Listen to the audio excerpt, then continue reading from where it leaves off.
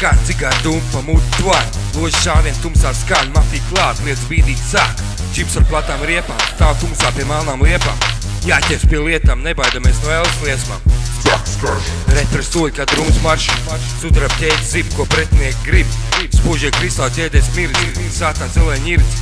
Tu kritušie dzird, kāds viņas tird. Black Hood Kriller viss sadeva noslēdz pretīkiem. Gaisa padev, nerimstam cīņu, pa vidu paloži pārni pazīt. Ak, kungs, zem rib, viss zemē viens otram virsū tēmē. Property of grill drēvs plīvo, Black Hood dzīvo. Pērk un dārdi, tādi man vārdi. Diezgan skarbi, koferī miljārdi, vēl pāris jārdi. Nebeidzam dārdi. Gardnerams liels, ak, Dievs.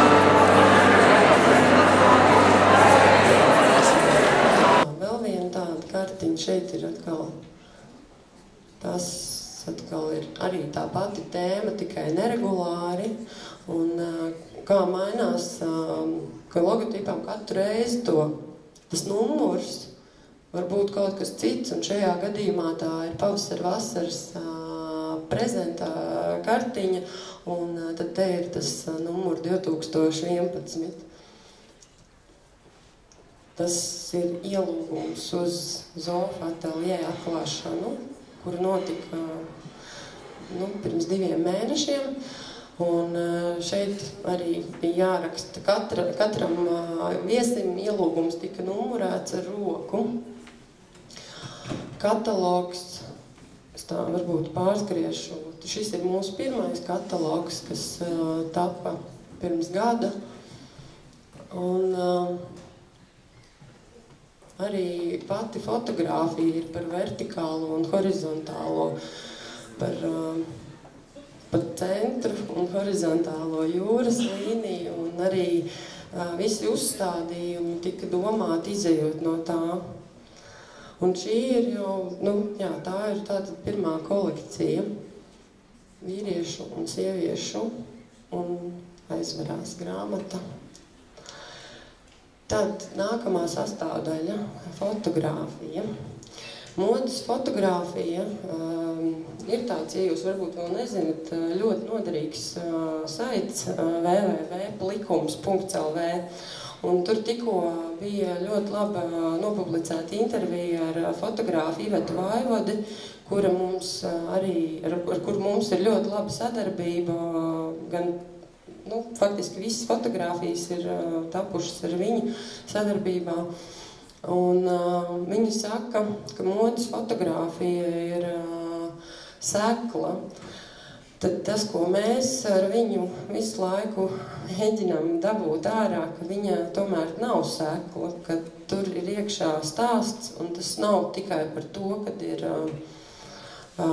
smuka apģērbti cilvēki, viņi ir salikti tā un tā, tāpēc, ka skaidrs, ka tas uzrunās tādu un tādu mērķa auditoriju, un izdosies šo produktu labāk pārdot. Tad šī ir mūsu pēdējā stila fotogrāfijas sesija, kura notika šoziem, un tas ir nākamās rudens ziemas katalogam. Un fotografēšanā piedalījās 2 fotogrāfi, gan Iveta, gan viņas vīrs Aleksandrs Gronskis. Un pamatdoma bija tāda, ka par tik, cik Zofa apavi ir kombinācijas starp mūsdienīgu, laikmetīgu un tā kā ilgtspējīgu dizainu, kas nav par tādu viendienīgu dizainu, bet tie apavi ir ar domu, ka tos arī kādreiz mazmeita izvilks no skapja un teiks, vecmāmiņa, tev ir vienkārši superīgas kurpes, es gribu ar viņām pastaigāt. Bet savukārt pats izgatavošanas process ir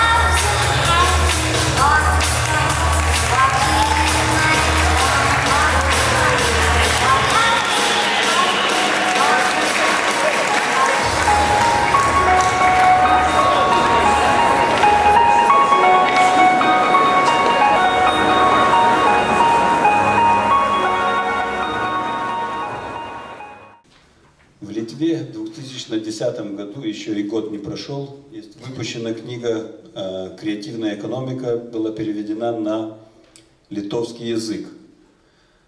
Эту книгу привели два преподавателя с Вильнюсского университета Гедиминаса, технический университет. И всю программу они сделали специально в 2008 году, специальность творческие Creative Industries, по-английски было бы. И по этой книге они преподают. Такой специальности вообще в Литве нигде, ни в одном университете или институте или в академии нету. И те, которые студенты кончат, они будут учиться 4 года, еще будет только на следующем году. Первый курс кончит, значит, эту учебу. Что с них получится, еще никто не знает, что они будут делать, чем они будут заниматься. Но в этом институте, поскольку он технический, преимущество есть иметь какой-то талант с художеством, но если этого нету, значит, это тоже не минус считается, потому что другими, если ты хочешь развиваться в сторону художественной музыки или еще других, ты выбираешь консерваторию, художественный институт или театральное училище, что-то другое. Здесь чисто технические, что-то связанное с компьютером, с техническими, значит, вещами. Кто такой Джон Хопкинс? Он является представителем BOP Consulting по советам глобальных корпораций, международных организаций, правительств и отдельных лиц. Он работает в более чем 30 стран, включая Австралию, Канаду, Китай, Францию, Грецию, Индию, Италию, Японию, Польшу, Сингапур, Великобританию и США.